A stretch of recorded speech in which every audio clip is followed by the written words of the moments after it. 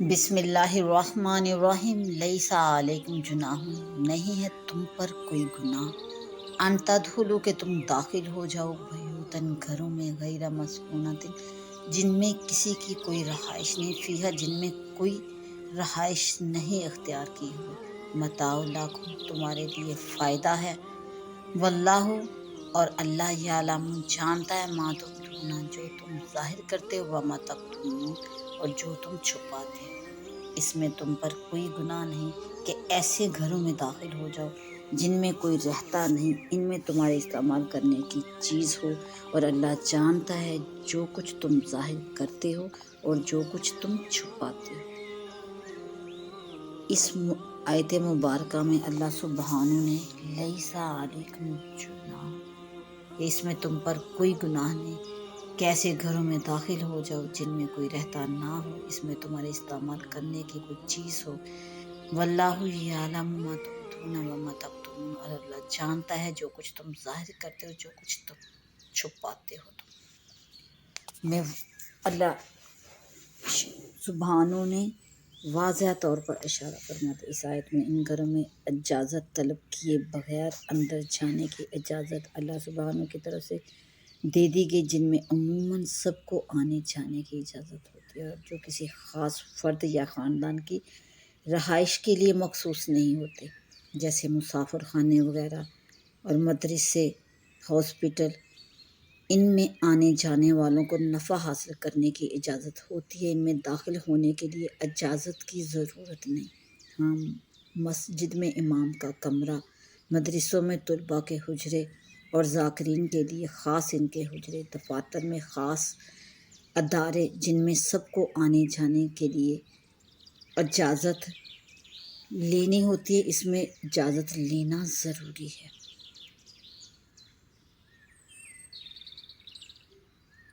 بعض علماء حضرات نے فرمایا کہ اس سے مراد ان گھروں کی طرف اشارہ ہے جو ٹوٹے پھوٹے گھر ویران کھنڈر ہوں، اور متاع سے قضائے حاجت مراد ہے۔ مطلب یہ ہے کہ ٹوٹے پھوٹے ویران کھنڈر گھروں میں پیشاب پخانہ کی حاجت پورا کرنے کے لیے جاؤ، اس میں کوئی گناہ نہیں۔ حضرت ابو بکر صدیق رضی اللہ تعالیٰ عنہ نے عرض کیا کہ یا رسول اللہ صلی اللہ علیہ وآلہ وسلم، جب یہ آیت مبارکہ یا ایھا الذین آمنوا لا تدخلوا بیوتا غیر بیوتکم نازل ہوئی تو حضرت ابو بکر صدیق رضی اللہ تعالیٰ عنہ نے عرض کیا کہ یا رسول اللہ صلی اللہ علیہ وآلہ وسلم، قریش کے تاجر مکہ، مدینہ اور شام اور بیت المقدس کے درمیان سفر کرتے ہیں اور راستوں میں گھر بنائے ہوئے ہیں، انہی میں ٹھہر جاتے ہیں، ان میں کوئی رہتا ہی نہیں، تو کس سے اجازت لیں، کس کو سلام کریں؟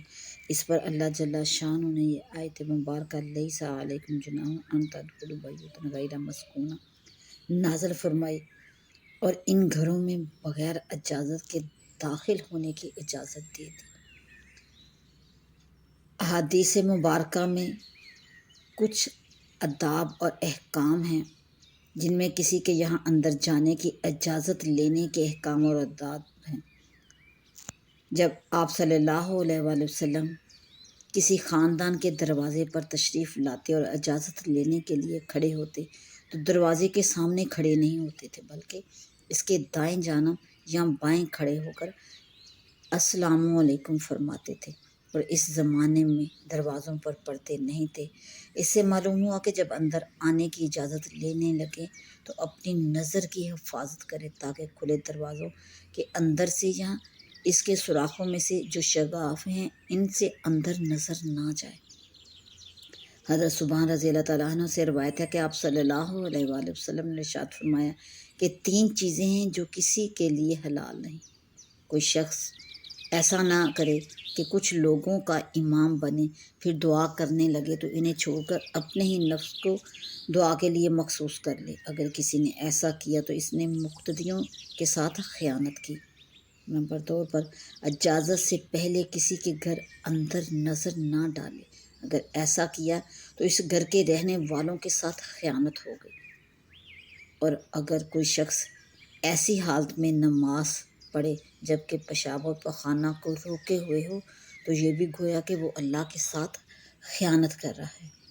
حضرت سہیل بن سعد رضی اللہ تعالیٰ عنہ سے روایت ہے کہ ایک شخص نے دروازے کے سوراخ سے آپ صلی اللہ علیہ وآلہ وسلم کے گھر میں نظر ڈالی۔ اس وقت آپ کے ہاتھ میں کنگھی کی قسم کی ایک چیز تھی جس سے آپ صلی اللہ علیہ وآلہ وسلم اپنا سر مبارک کھجا رہے تھے۔ آپ نے ارشاد فرمایا کہ اگر مجھے معلوم ہوتا کہ تو مجھے دیکھ رہا ہے تو اس کنگھی کرنے کی چیز سے تیری آنکھوں کو زخمی کر دیتا۔ اجازت تو نظر ہی کی وجہ سے رکھی گئی ہے، یعنی کہ آپ صلی اللہ علیہ وآلہ وسلم نے ارشاد فرمایا کہ اجازت تو اس نظر ہی کی وجہ سے رکھی گئی ہے، اور اگر خود پہلے نظر ڈال لی اور بعد میں اجازت لی تو پھر اس اجازت کی کیا ضرورت۔ اور ایک حدیث میں ارشاد ہے فَإِنْ فَعَلَ فَقَدْ دَخَلَ، یعنی جس نے نظر اندر ڈال دی تو وہ تو داخل ہی ہو گیا۔ مطلب یہ ہے کہ دیکھ رہا ہے تو اجازت کیوں لے رہا ہے؟ اجازت اسی لیے رکھی گئی ہے کہ صاحب خانہ اپنے خانگی احوال کو دکھانا نہیں چاہتا۔ جب اجازت سے پہلے دیکھ لیا تو گویا اندر ہی چلا گیا۔ جب اجازت لینے کے لیے کسی کا دروازہ یا گھنٹی بجائے اور اندر سے کوئی سوال کرے کہ کون ہے تو واضح طور پر اپنا نام بتا دے۔ اہل خانہ نام سے بھی نہ پہچانے تو اپنا صحیح پورا تعارف کرا دے۔ حضرت جابر رضی اللہ تعالیٰ عنہ نے بیان فرمایا کہ میں اپنے والد کے قرضہ کی ادائیگی کے سلسلے میں آپ صلی اللہ علیہ وآلہ وسلم کی خدمت میں حاضر ہوا۔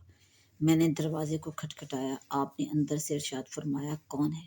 میں نے جواب میں عرض کیا انا، یعنی میں ہوں۔ آپ صلی اللہ علیہ وآلہ وسلم نے کراہت کے انداز میں فرمایا انا۔ راوی میں درج ہے کہ میں کرنے سے اہل خانہ کیا سمجھے کہ کون ہے؟ میں تو ہر شخص ہے جس گھر میں کوئی شخص خود اکیلا ہی رہتا ہو، اس میں اسے کسی قسم کی اجازت لینے کی ضرورت نہیں، دروازہ کھولے اندر چلا جائے۔ لیکن جس گھر میں اور لوگ بھی رہتے ہو، اگرچہ اس کے محرم ہوں جیسے والدین، بہن بھائی وغیرہ، تب بھی اندر جانے کی اجازت لے۔ حضرت عطا بن یسار سے روایت ہے کہ آپ صلی اللہ علیہ وآلہ وسلم سے ایک شخص نے سوال کیا کہ کیا میں اپنی والدہ کے پاس بھی اجازت لے کر جاؤں؟ تو آپ صلی اللہ علیہ وآلہ وسلم نے ارشاد فرمایا اندر جانے کے لیے والدہ سے بھی اجازت لو۔ اس شخص نے کہا میں تو والدہ کے ساتھ گھر میں رہتا ہوں۔ آپ نے فرمایا اس کے باوجود اس سے اجازت لے کر اندر جاؤ۔ اس شخص نے کہا میں اپنی والدہ کا خدمت گزار ہوں جس کی وجہ سے اکثر اندر آنا جانا پڑتا ہے۔ آپ نے ارشاد فرمایا ہر صورت اجازت لے کر داخل ہو۔ کیا تجھے یہ پسند ہے کہ تو اپنی والدہ کو بغیر لباس کے دیکھ لے؟ اس نے کہا یہ تو پسند نہیں۔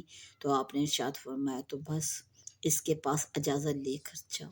اگر کسی گھر میں صرف میاں بیوی رہتے ہوں تب بھی مستحب یہ ہے کہ بغیر کسی اطلاع کے اندر نہ جائے۔ داخل ہونے سے پہلے کھانس لے یا پاؤں کی آہٹ سے باخبر کر دے کہ میں آ رہا ہوں۔ حضرت عبداللہ بن مسعود رضی اللہ تعالیٰ عنہ کی اہلیہ محترمہ نے بیان کیا کہ عبداللہ جب بھی باہر سے گھر میں آتے تو دروازے سے باہر کھنکار کے پہلے سے اپنے آنے کی اطلاع دے دیتے تھے تاکہ وہ ہمیں ایسی حالت میں نہ دیکھے جو ان کو ناپسند ہو۔ بعض مرتبہ ایسا ہوتا ہے کہ بیوی یہ سمجھ کر کہ میاں کو جلدی آنا نہیں ہے بناؤ سنگار کیے بغیر گھر میں رہتی ہے۔ ایسی حالت میں اچانک شوہر کی نظر پڑ جائے تو ایک طرح کی وحشت معلوم ہوتی ہے۔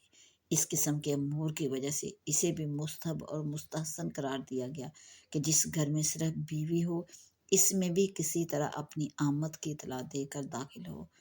گو میاں بیوی کا آپس میں کوئی پردہ نہیں، عورتیں بھی عورتوں کے پاس اجازت لے کر جائیں۔ معلوم نہیں جس عورت کے پاس جانا ہو وہ کس حال میں ہو، عورت کو بھی دوسری عورت کے جسم کے ہر حصے کو دیکھنا جائز نہیں۔ اگر وہ غسل کر رہی ہو یا کپڑے بدل رہی ہو تو بلا اجازت اس کے گھر میں داخل ہونے کی صورت میں بدن کے کسی خاص حصے پر نظر پڑ جانے کا احتمال رہے گا جسے دوسری عورت کو شرن دکھانا جائز نہیں ہے۔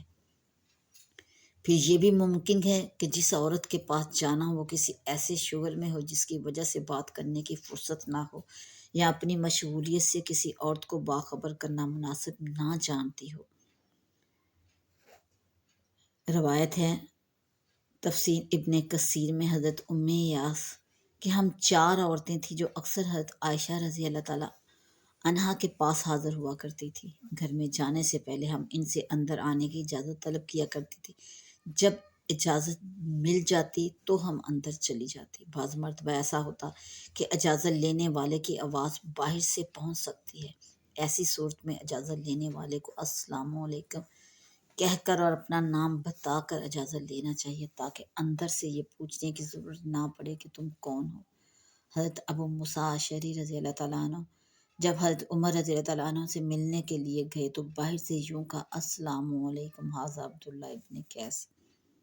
اگر کسی شخص کو بلوانے کے لیے بھیجا اور جسے بلایا ہو وہ اسی وقت قاصد کے ساتھ آ گیا اور قاصد بغیر اجازت اسے اپنے ساتھ اندر لے جانے لگے تو اس صورت میں اجازت لینے کی ضرورت نہیں۔